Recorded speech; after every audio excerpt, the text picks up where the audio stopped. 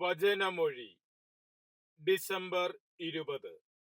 വചനഭാഗം കൊളോസോസ് 1:10-16, മർക്കോസിന്റെ സുവിശേഷം 1:1-8. വിശുദ്ധ മർക്കോസ് അറിയിച്ച നമ്മുടെ കർത്താവ് ഈശോ മിശിഹായുടെ പരിശുദ്ധ സുവിശേഷം.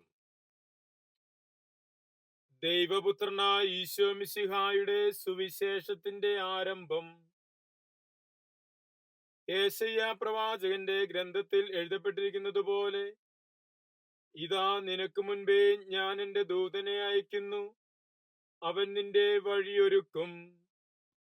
മരുഭൂമിയിൽ വിളിച്ചു പറയുന്നവന്റെ ശബ്ദം, കർത്താവിന്റെ വഴിയൊരുക്കുവിൻ, അവന്റെ പാതകൾ നേരെയാക്കുവിൻ.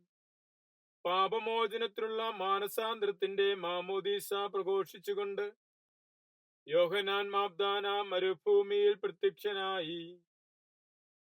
യൂദയ പ്രദേശം മുഴുവനും ജെറുസലേം നിവാസികളെല്ലാവരും അവന്റെ അടുത്തേക്ക് പോയി. അവർ പാപങ്ങളേറ്റു പറഞ്ഞ് ജോർദാൻ നദിയിൽ വെച്ച് അവനിൽ നിന്ന് മാമോദീസ സ്വീകരിച്ചു. ഒട്ടകരോമം കൊണ്ടുള്ള വസ്ത്രമാണ് യോഹന്നാൻ ധരിച്ചിരുന്നത്.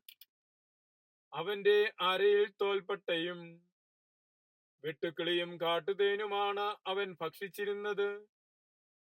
അവൻ ഇപ്രകാരം പ്രഘോഷിച്ചു, എന്നേക്കാൾ ശക്തനായവൻ എന്റെ പിന്നാലെ വരുന്നു. കുനിഞ്ഞ അവന്റെ ചെരുപ്പിന്റെ വള്ളിയഴിക്കാൻ പോലും ഞാൻ യോഗ്യനല്ല. ഞാൻ നിങ്ങൾക്ക് ജലം കൊണ്ട് മാമോദീസ നൽകി, അവനോ പരിശുദ്ധാരൂപിയാൽ നിങ്ങൾക്ക് മാമോദീസ നൽകും. ഈശോയിൽ സ്നേഹമുള്ളവരെ, സ്നാപക യോഹന്നാന്റെ പ്രഘോഷണത്തെ കുറിച്ചാണ് നാം ഇന്ന് സുവിശേഷത്തിൽ നിന്ന് ശ്രവിച്ചത്. മരുഭൂമിയിൽ ദൈവത്തിന്റെ സ്വരവുമായി സ്നാപക യോഹന്നാൻ വരികയാണ്. മരുഭൂമി ശൂന്യമായ സ്ഥലമാണ്, ഫലരഹിതമായ സ്ഥലമാണ്. പ്രാചീന സംസ്കാരത്തിൽ തിന്മയുടെ ആവാസമാണ്, മരണത്തിന്റെ സ്ഥലമാണ്. ആ മരുഭൂമിയിൽ ദൈവത്തിന്റെ സ്വരമായി യോഹന്നാൻ വരുന്നു. ഇസ്രായേൽ ജനതയ്ക്ക് മരുഭൂമി ദൈവത്തിന്റെ സ്വരം ശ്രവിച്ച സ്ഥലമായിരുന്നു. സീനായ് മരുഭൂമിയിൽ വെച്ചാണ് ദൈവവുമായി അവർ ഉടമ്പടിയിൽ ഏർപ്പെടുന്നത്. ദൈവത്തിന്റെ കൽപ്പന അവർക്ക് മരുഭൂമിയിൽ ലഭിച്ചു. മരുഭൂമി ജീവിതത്തിൽ എപ്പോഴും ദൈവത്തിന്റെ വചനം അവരുടെ കൂടെ ഉണ്ടായിരുന്നു. മരുഭൂമി ഇസ്രായേലിയർക്ക് പ്രലോഭനത്തിന്റെ സ്ഥലവുമായിരുന്നു.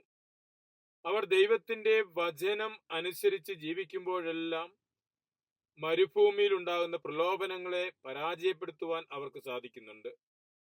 മരുഭൂമിയിലൂടെ യാത്ര ചെയ്ത് ഇസ്രായേലിനെ രൂപപ്പെടുത്തി പക്വതയിലെത്തിച്ച് വാഗ്ദത്ത നാട്ടിലേക്ക് കയറ്റുന്നതാണ് നാം തിരുവചനത്തിൽ കാണുന്നതും.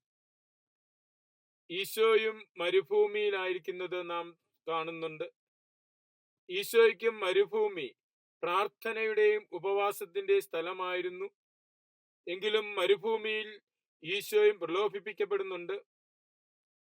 വചനത്തിന്റെ ശക്തി കൊണ്ട് വചനമായ തമ്പുരാൻ പ്രലോഭനങ്ങളെ മുഴുവൻ അതിജീവിക്കുകയാണ്.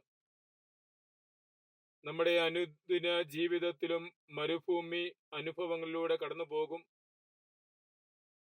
മരുഭൂമി അനുഭവങ്ങൾ പ്രാർത്ഥനയുടെയും ഉപവാസത്തിന്റെയും ജീവിതത്തിലേക്കാണ് നമ്മെ ക്ഷണിക്കുന്നത്. ആ യാത്രയിലും പലപ്പോഴും പ്രലോഭനങ്ങള് നാം അഭിമുഖീകരിക്കേണ്ടി വരും. അവിടെയെല്ലാം വചനത്തിന്റെ ശക്തി കൊണ്ട് പ്രലോഭനങ്ങളെ അതിജീവിക്കുവാനും മരുഭൂമിയിൽ ദൈവത്തിന്റെ സ്വരം ശ്രവിക്കുവാനും പ്രലോഭനങ്ങളെയും പ്രതികൂല സാഹചര്യങ്ങളെയും എല്ലാം അതിജീവിച്ച് നാം ലക്ഷ്യം വയ്ക്കുന്ന വാഗ്ദത്ത നാട്ടിലേക്ക് യാത്രയാകുവാനും നമുക്ക് പരിശ്രമിക്കാം. മിശിഹ നമ്മെ അനുഗ്രഹിക്കട്ടെ. ആമേൻ.